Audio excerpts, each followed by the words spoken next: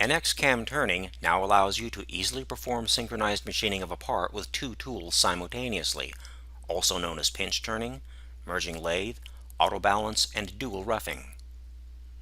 Previously, it was difficult to create this type of program, but with the new rough turn multi-channel operation, the system now provides an easy way to perform synchronized machining. The rough turn multi-channel operation is available only with a multi-channel machine setup. Multi-channel turning is not available for single-channel machine setups. There are two modes, balanced and merged, available to create an optimized and collision-free synchronized machining process. The balance mode should be used when both tools cut on the same level.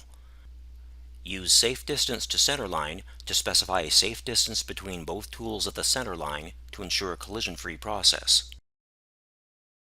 The merged mode should be used when both tools cut at different levels on the facer diameter. The deviation between the leading and twin tool can be specified by distance, time, or revolution. Use safe distance to center line as you did with the balanced mode to ensure a collision-free process. There's no longer any need to add synchronization marks in the Synchronization Manager.